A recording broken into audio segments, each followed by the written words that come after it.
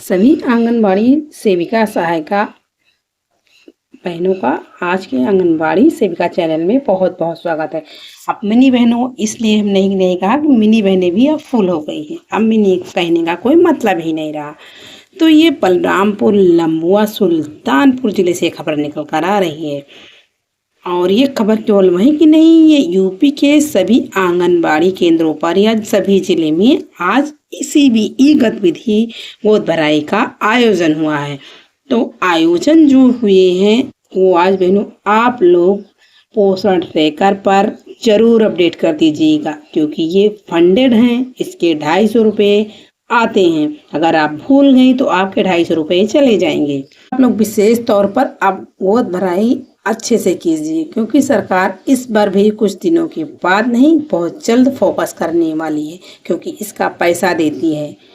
तो आप लोग इसको अच्छे से कीजिए। जैसे इन बहन ने रंगोली बनाया है, तो यहाँ पर थोड़ा सजावट पीछे करना चाहिए था, ये थोड़ी कमी है। थोड़ा स्लेट या कोई बोर्ड वगैरह हो, स्लेट तो हमारे यहाँ होते ही हैं, स्लेट में लिख लिया कीजिए, लिखकर आसपास रख लिया कीजिए कि पोषण माह है। इस टाइम संचारी रोग वाला कार्यक्रम चल रहा है, तो ये चीजें भी इन महिलाओं को या गांव के जो लाभार्थी उनको पता होनी चाहिए। और हम आपको ये भी बताएंगे कि इस दौरान जो लाभार्थी आती हैं उनको क्या क्या बताना होता है। ये नहीं कि गोद भराई कर दीजिए और वो लोग चलते बने। उनको थोड़ी देर बैठें, उनको अच्छे से समझाएं या बताएं, सुनेंगी। ज़्यादा नहीं, थोड़ा तो सुनेंगी ही। जिनको ज़्यादा जल्दी भाई वो जा सकती हैं, कह दीजिए कि ये कार्यक्रम है तो इसमें थोड़ा तो टाइम लगेगा ही। क्या बताया जाता है, ये लोग नई आंगनबाड़ी बहनों के लिए ये वीडियो बहुत ही लाभप्रद होने वाली है। भदैया क्षेत्र में मंगलवार को पोषण माह के अंतर्गत आंगनबाड़ी केंद्रों पर गर्भवती महिलाओं की गोद भराई का कार्यक्रम आयोजित किया गया। बलरामपुर, पूरनपुर, लहिया, जलपापुर, सेमरी, पुरुषोत्तमपुर समेत कई केंद्रों पर त्रैमासिक गर्भवती महिलाओं की गोद भराई की रस्म संपन्न हुई। कार्यक्रम में महिलाओं और किशोरियों को आयरन की गोलियों के महत्व के बारे में जानकारी दी गई। उन्हें हरी साग सब्जियों और फलों के नियमित सेवन की सलाह दी गई। स्वच्छता और संचारी रोगों से बचाव के उपाय भी बताए गए। बाल विकास परियोजना अधिकारी दयाराम ने बताया कि ब्लॉक के 175 केंद्रों पर यह आयोजन किया जा रहा है। इसका उद्देश्य परंपरा और संस्कृति के माध्यम से स्वस्थ समाज का निर्माण करना है। साथ ही गर्भवती माताओं को अपने होने वाले बच्चे की देखभाल के जागरूक करना है।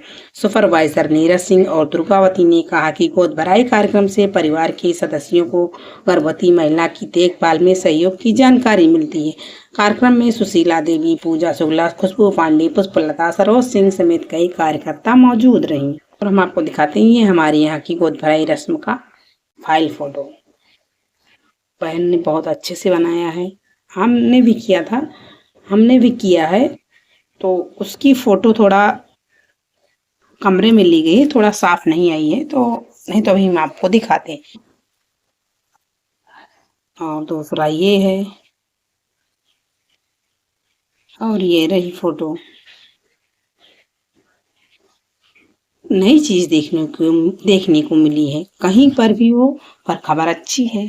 इसलिए हम आप कहेंगे कि वहां की खबर यहाँ क्यों दिखाई, क्योंकि एक राज्य का देखकर दूसरे राज्य वाले नकल करते ही हैं। हाँ, अपने यहाँ के ना करें बात अलग है। देखिए, आप लोगों को सुनने में अच्छा लगेगा। आंगनबाड़ी केंद्र में पढ़ने वाले बच्चों के लिए खुशखबरी, पोशाक राशि समेत कई सुविधाएं बढ़ी। पटना में आंगनबाड़ी केंद्रों के 52 लाख बच्चों को अब हर साल 2 सेट पोशाक जीविका दीदियों द्वारा मिलेगी। जीविका और ICDS के बीच MOU हुआ।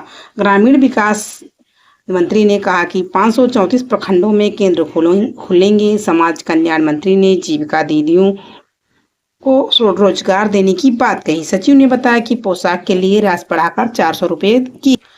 आंगनबाड़ी केंद्रों में नामांकित 3 से 6 वर्ष की आयु के 52 लाख बच्चों को अब हर साल 2 सेट पोशाक मिलेंगी। ये बिहार की बातें हो रही है।